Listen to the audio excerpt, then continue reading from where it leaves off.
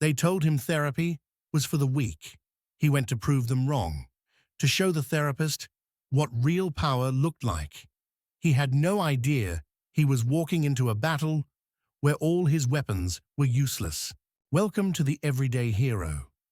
Before we begin this story about the deepest scars hidden behind the strongest armor, and how a person's greatest battle is fought within their own mind, tell us in the comments what city you're joining us from.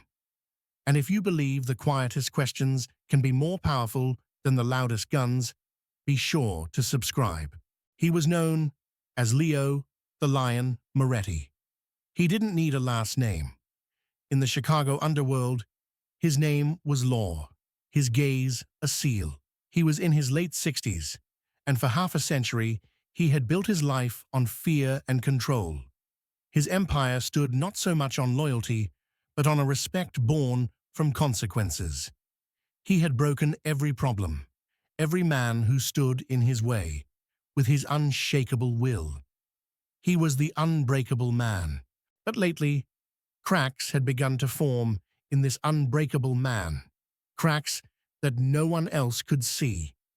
At night, he would wake up in a cold sweat, hearing muffled sounds from a cold storage locker he had forgotten for decades. He looked at his most loyal men with suspicion, hearing a conspiracy in every whisper. His mind, once his sharpest weapon, had now become his most dangerous enemy. The only person to notice was his daughter, recently returned from university. She saw how her father's unshakable strength was dissolving in a fog of anxiety and paranoia. At the end of a long night, she stood before him. "Dad," she said, "this can't go on. You need to talk to someone. It's not a weakness, it's a strategy." Leo laughed at his daughter's modern nonsense at first, but then he saw his own tired and suspicious reflection in the mirror. He agreed to see the therapist his daughter had found, but not to ask for help. He went to end this absurdity, to show both his family and that head doctor who was still in control. For him, this wasn't a therapy session, it was a new fortress to conquer. The therapy office was the complete opposite of Leo's world. It was a small room, far from luxury and ostentation, with simple furniture, a few old books, and comfortable armchairs. Dr. Evelyn Reed was a modest woman in her late 50s with a calm smile. When she sat opposite Leo, she was neither impressed nor afraid of him. She simply waited. "Welcome, Mr. Moretti," Dr. Reed said softly. Leo, after scanning the room with a disdainful look, threw a thick envelope on the table. "Doctor," he said, "I don't have time. In this envelope is enough money to support your family for the rest of their lives. Give me a clean bill of health, and let's end this here." This was his first weapon. Money. Dr. Reed didn't even glance at the envelope. "I believe in the power of money, Mr. Moretti, but my work deals with things that cannot be bought." Leo smirked. This was a test. He drew his next weapon. Fear. "Do you know who I am, doctor?" he asked, lowering his voice. "People who get on my bad side, they end up at the bottom of Lake Michigan."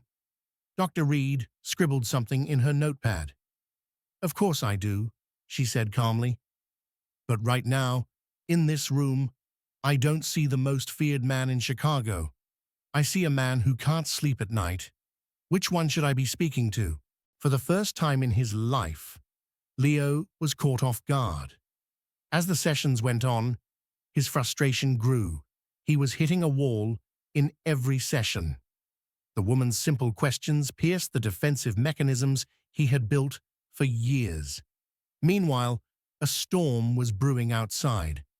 The rival O'Connell crew had sensed Leo's weakness and had begun to move in on his territory.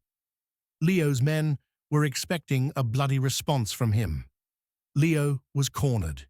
He was at war, both with his ghosts inside and his enemies outside. He came to the final session, having made his decision. He would take the war to the streets. "This is our last session, Doctor," he said with rage as he entered the room. "The game is over." Dr. Reed was as calm as ever. She didn't mention the coming war. Instead, she asked the one final question she had been building towards, connecting all the pieces she had gathered from his past. "Leo, let's go back to that day you were locked in the cold storage locker. When the bolts slid shut, were you more afraid of the dark or of the silence of your father who left you there?" This question was like a sledgehammer. The lion moniker of Leo Moretti lost its meaning in that moment. The unbreakable man broke, and he began to cry with the sobs of the little, abandoned boy he had kept locked away inside for 60 years. His father had sacrificed him for a deal that day.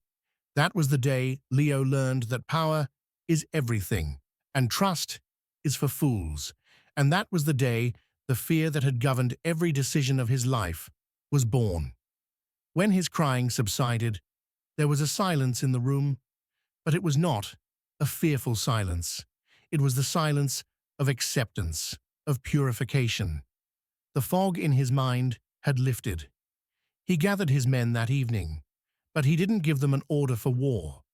Thanks to the session with Dr. Reed, he was free from the rage and paranoia that had clouded his mind. He now saw the O'Connells move not as a threat, but as a chess game. He had seen his opponent's weakness. He devised a plan to defeat them not with violence, but with his intelligence.